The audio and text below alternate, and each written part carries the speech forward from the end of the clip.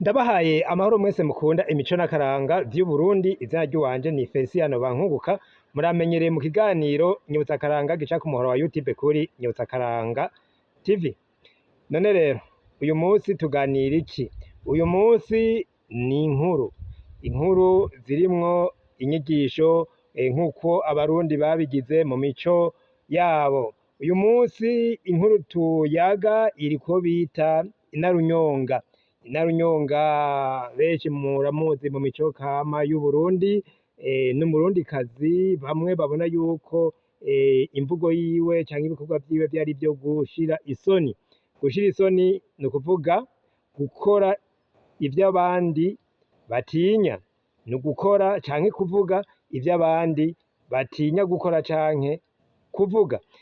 Inarunyonga rero muri ivyo bikorwa vyiwe wamengo ni ugushira isoni, harimwo gutanga inyigisho, kuko urumva wewe yavuga ibihari abandi batinya kuvuga, wewe rero akabivugira ahabona, akabivuga icese. Ego vyagenze gute?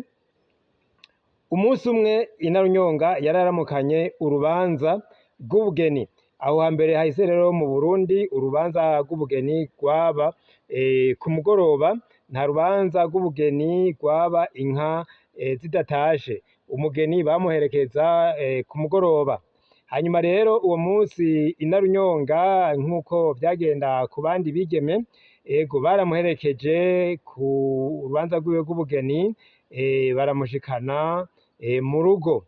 Ico gihe barabakira, baranywa, baratamba, baratarika, kuko urumva urubanza rwaba mu gicugu. Niho rero Inarunyonga yabona amasaha aguma yiterera, bataraza kumwakira ngo bamwereke ku buriri.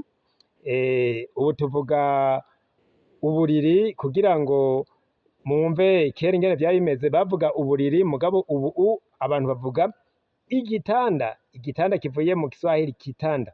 Nuko hanyuma rero abona ntibaje ngo bamujane aho bashobora kumwakirira nk'umugeni, niho yaca yongorera aho bari kumwe ati: "Arugwangara rwo ngaha mpava ntaha ntarongowe."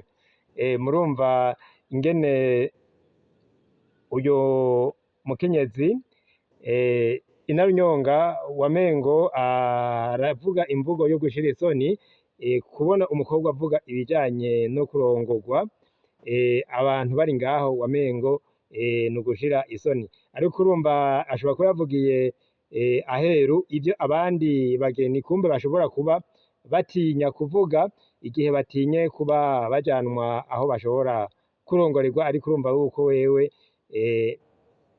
Inarunyonga yashoboye guca abivye bari ngaho ati: "Arugwangara rwo ngaho mpava ntaha ntarongowe." Nuko bakunze imico n'akaranga vy'Uburundi, agakuru kuno munsi rero kajane kuri Inarunyonga tukagarukize ngaho. Ariko murazi ko inkuru za Inarunyonga ari nyinshi, tuzoza turazigarukako. Nkaba ndabasezeye rero, mugire amahoro.